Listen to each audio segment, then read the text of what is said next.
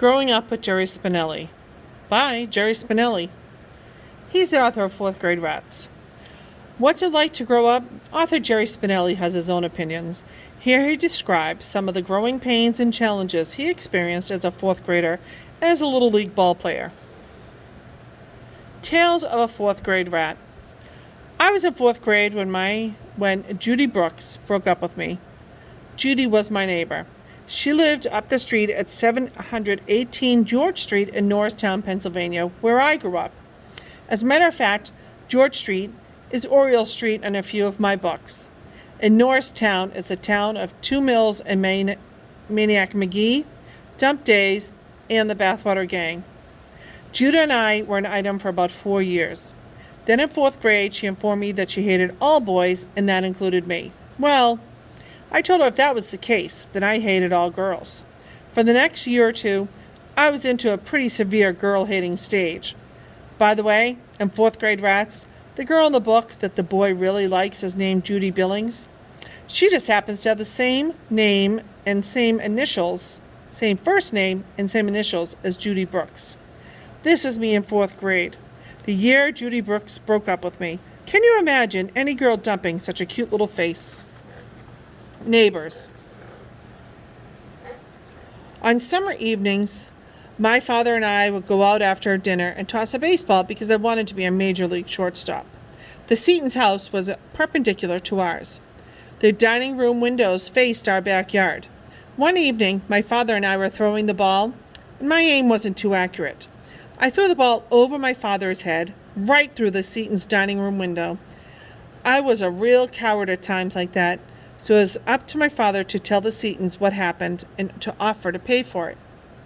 After a week or so, the window was fixed. But then a couple of days later, my father and I were playing catch again, and I did the same thing. It's just unbelievable. Same window, same baseball, and my father took care of it again. And the most amazing thing about the whole episode was that none of the Seatons ever said anything about it. Mr. Seaton must have been fuming behind the walls of his own house, but he never said anything to me. I just got off scot-free. All I had to deal with was my own conscience. Overnight fright. I had two best friends in the fourth grade, Roger Adelman and Johnny Seaton, and I have a little story about each of those friends. Mr. Roger Adelman's story makes me cringe even today. To think of what a baby I was. You see, I was never one to go to camp for weeks at a time or even overnight. I went to the YMCA day camp, but I never stayed overnight. To me, that seemed too adult. But Roger Adelman went away to Boy Scout camp for a week or two at a time. Even though I wasn't the type to do this, somehow I ended up with a pup tent. I put it up in my yard, and the next thing I knew, I was inviting Roger Adelman to come down and sleep over. So he came down, and my mother, as mothers will do, had all kinds of comforts, blankets and snacks, and some kind of lantern light. So we had our snacks and chatted and played cards, and then turned out the light and lay down in the pup tent. Roger went to sleep immediately like a veteran, Boy Scout, but I was wide awake, nervous and spooked for about an hour or so. Finally, I shook Roger's shoulder to tell him that I had to go back in the house. My last memory is of me picking up my blanket and heading in the back door of my house while Roger trudged off the 3 blocks or 4 blocks to his house. You are looking at the 1953 50-yard dash champion of Norristown, Pennsylvania, grade schools. Wisely, I retired from track after that. Adventure at the creek. Another day I was down at the creek with Johnny Seaton. I had been standing in the water, which was only about a foot deep. When I came up out of the creek, I saw that there were leeches, what we used to call bloodsuckers, all over my shins. Well, I knew what to do in case of a rattlesnake bite from reading books and watching movies. You just get out your old trusty knife, make an X-shaped cut of the bite mark, and suck out the poison. So I figured, well, I guess you must do something similar for leeches. I must have thought they were poisonous, so I brushed the leeches off my legs. I did not have the nerve to start making cuts, and I told Johnny to start sucking. The last thing I remember was a kid with horror in his eyes, turning and running and racing up the steep bank. And that was the last of Johnny I saw that afternoon. And I went with the wet shins and bare feet to my house, wondering if I was going to die in a few days because my friend wouldn't suck out the poison. A happy ending. I want to end by saying that, in spite of some unpleasant memories, fourth grade wasn't all bad. In fact, one of the best things I remember is from that time is my teacher, Miss Coleman. As the years go by, I tend to appreciate her more and more. That's why I dedicated my book, Fourth Grade Rats, to her. Here I am having lunch at a school I visited. As you can see, I'll do anything for a free lunch. I had two best friends in the fourth grade. Here's a poem I wrote about the situation. Stuck. In fourth grade, for some reason, we had this test. And one of the questions was, who is your best friend? I was really stuck because I could not decide between Roger Edelman, who was in my class, and Johnny Seaton, who was my neighbor.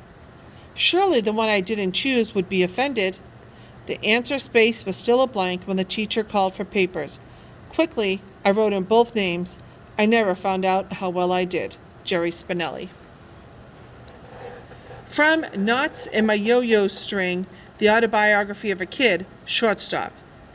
From ages 11 to 16, if someone asked me what I wanted to be when I grew up, I gave one of two answers, a baseball player or a shortstop.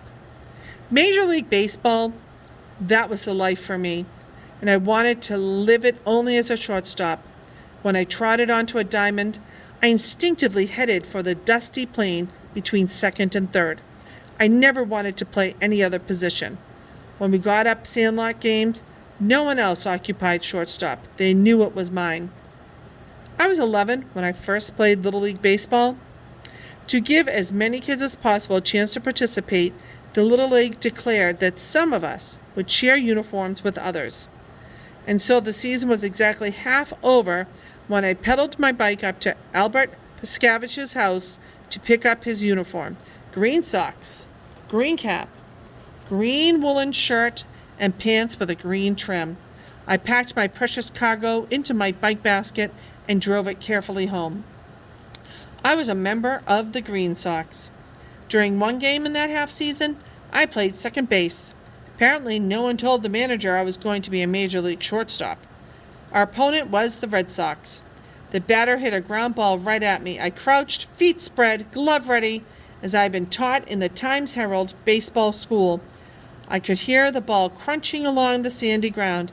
It hit my glove, but not the pocket. Instead, it glanced off the fat leather thumb and rolled behind me. Here I am at age 12 in 1953, a shortstop for the Green Sox. My first error, I was heartbroken. I stomped my foot. I pounded my fist into the stupid glove. When the inning was over and I slunk to the Green Sox bench, the manager was waiting for me. I thought he was going to console me. I thought he would say, "Tough luck, Jerry. Nice try." And then tousle my hair. That is not what happened. What he really did was glare angrily at me, and what he really said was, "Don't you ever do that again." He pointed out that while I was standing there pounding my glove, 2 Red Sox runs had scored. Next time you miss the ball, you turn around and chase it down. You don't just stand there feeling sorry for yourself. Understand? I nodded, and I never forgot. Like most of the kids in my class, I got better at sports simply by growing older. I went from being one of the worst players in the Little League as an 11-year-old to making the All-Star team as a 12-year-old. The following year, I was the only 7th grader to start on the Stewart Junior High school team. A shortstop, of course. It mattered little that I was not very good at hitting a curveball, since most pitchers threw only fastballs. At age 4 in 1945, I am a budding ball player. During the summer of junior high school, I played in a baseball league called the Connie Mack Knee High for 13 to 15-year-olds. Before each game, one team would line up along the baseline, the other team along third base. The umpire stood on the pitcher's mound. took off his cap, and read aloud the sportsman's pledge, pausing after each line so the rest of us could repeat it in chorus. We pledged ourselves to be loyal to, among other things, clean living and clean speech. In the final line, we promised to be a generous victor and a gracious loser. In the knee-high summer of 1955, I had little chance to be a gracious loser.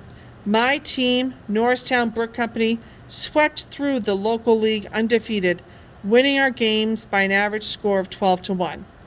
One score was 24-0. One team simply refused to show up. Our pitchers threw 4 no-hitters, 3 by Lee Holmes. Opposing batters could no more hit Bill Brisgornia's fastball than spell his name. We were a powerhouse. We beat Conshohocken 2 out of 3 to gain the state playoffs. With 3 wins there put us into the title game. On a bright Saturday afternoon at War Memorial Field in Doylestown, Norristown Brick Company defeated Elwood City 4-2 to become Connie Mack knee-high champions of Pennsylvania. In the state awards ceremony, after the game, we were given jackets saying state champions. Elwood City players got trophies. A jacket would eventually wear out and be thrown away, leaving me with nothing to show for our great triumph. But a trophy was immune to frayed cuffs and moth holes. A trophy would be forever. I watched as each Elwood City player walked up for his trophy and half wished I had been on the losing side. A week later, during a banquet at the Valley Forge Hotel in downtown Norristown, to my relief, we were each given a magnificent trophy. Chucking dust on 4-base diamond was only part of the baseball life. There was the long list of Major League batting averages to pore over every Sunday in the Philadelphia Inquirer. There was the Baseball Encyclopedia, my first history book to study. Long before I knew the difference between Yorktown and Gettysburg, I knew Ty Cobb's lifetime batting average, 367, and Cy Young's total career pitching victories, 511. There were cards to flip. We bought bubble gum just to get the baseball cards, and then we dueled, slipped one corner of the card between the forefinger and middle finger and flipped outward, frisbee-like toward the wall. The kids whose cards landed closest to the wall picks up the other kids' cards. The stacks of cards I won this way would be worth a fortune today, if I had kept them. 2 buddies, Anthony Greco and Bob Hopple and me, left, heading off to the dance at the Grace Lutheran Church in 1955. I'm wearing my knee-high state champions jacket. There were baseballs to tape. Seldom in our Sandlot games did we have a ball with a real Stitch Tour side cover still on it. Most often the balls were covered in black utility tape. A white ball was a real treat. It meant that someone had sneaked into the medicine chest at home and used up half a roll of first aid tape. There were many hours to spend bouncing tennis balls off neighbors' brick walls, any wall but that of the mysterious barber across the street. For hours each week, I scooped up the rebounding grounders, practiced to be in the great shortstop. Considering the thumping I gave those houses, it's a wonder I was never chased off.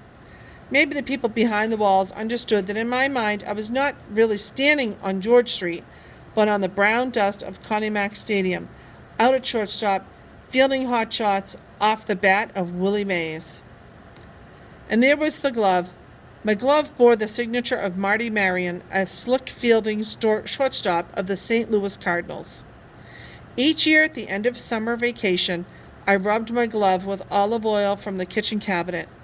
Then I pressed a baseball deep into the pocket of the glove, curled the leather fingers around the ball, and squeezed the whole thing into a shoebox. Standing on a chair, I set the box high on the closet shelf. Baseball season was officially over. For the next 6 months, we would hibernate, shortstop and glove, dreaming of the chiclets white bases at Connie Mack Stadium, feeling the palm of the hard, round pitch of a grounder well caught. Jerry Spinelli, mentor. Authors are full of the right stuff. As an author of children's books, Jerry Spinelli is so successful that writing is his full-time job. But he never thought much about writing when he was growing up.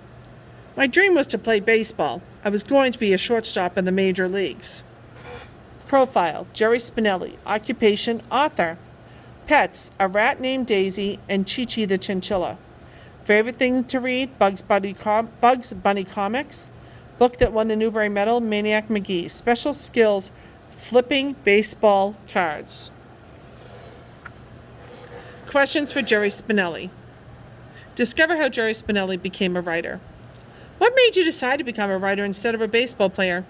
When I was 16, my high school football team won a big game. I was so excited I wrote a poem about it.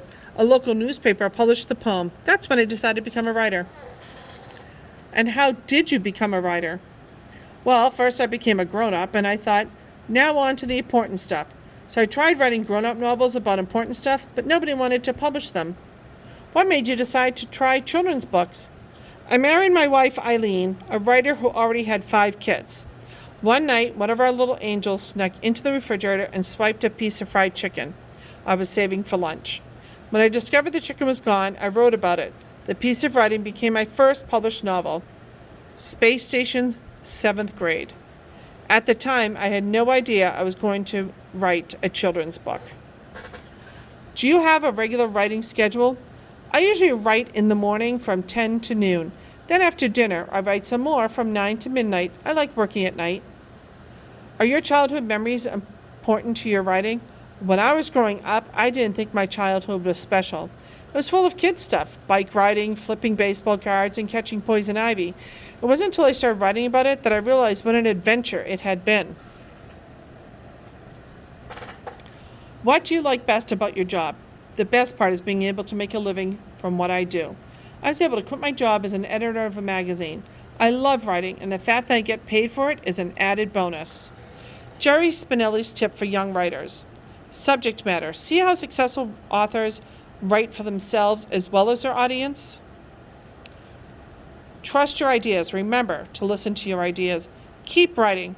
Whether playing the piano, baseball, or writing, the more you do something, the more you will improve. Have fun with it.